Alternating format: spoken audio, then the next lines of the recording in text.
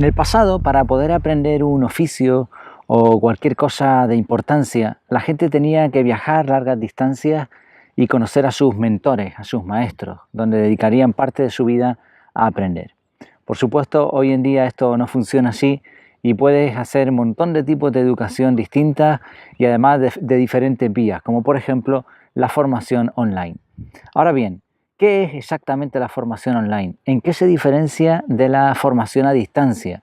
¿Qué ventajas y desventajas tiene? ¿Realmente te conviene? Y sobre todo, ¿cómo encontrar un buen curso online? En una serie de 3 vídeos, comenzando por este, vamos a intentar responder a estas preguntas. La primera que hemos dicho es ¿qué es exactamente un curso online? Dicho de una forma muy sencilla, un curso online es una forma de estudiar en la que la plataforma, los recursos y la materia, todo, absolutamente todo, es online, es decir, por medio de Internet. Desde el pago, si es necesario, si es un curso de pago, la inscripción, hasta incluso el diploma, si te lo van a dar, si te lo van a expeditar, todo eso está en Internet. Hay muchos tipos de formación online, por ejemplo, hay otras palabras también que se utilizan para esto: educación en línea, educación a distancia, formación a distancia, enseñanza virtual, e-learning, m-learning, mobile learning, teleformación y otros similares.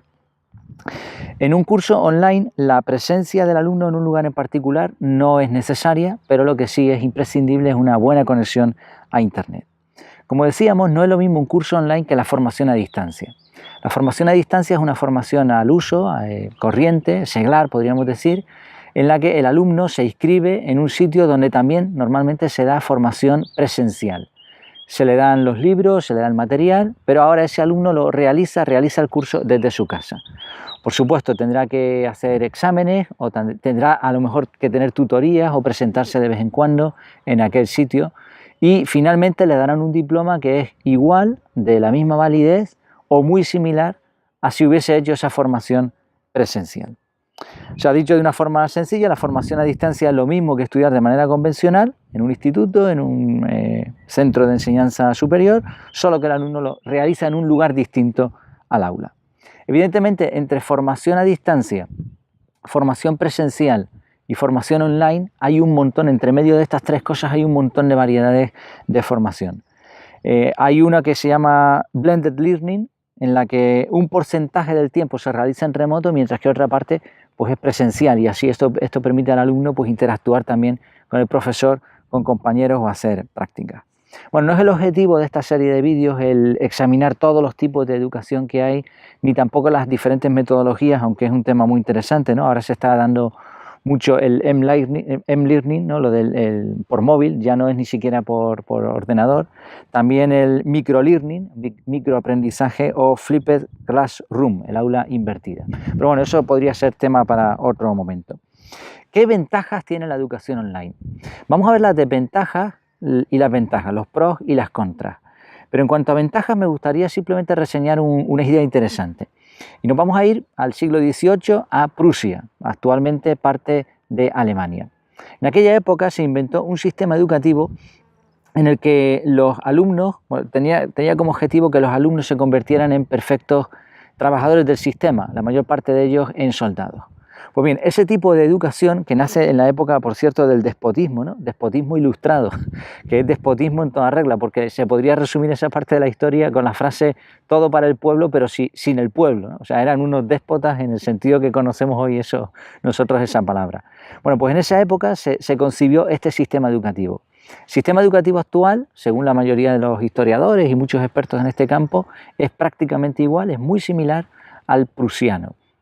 Hoy en día, evidentemente, no se fabrican militares, pero sí se fabrican se intenta que el alumno, cuando salga, pues esté perfectamente equipado para introducirse en el mundo laboral, en donde hay una serie de reglas bastante estrictas. Es decir, el sistema educativo no está hecho para pensar demasiado, no está hecho para que seamos libre pensadores, para potenciar la creatividad, sino para establecer una serie de normativas que después va a servir para el futuro. Yo no entro aquí si esto es positivo o negativo.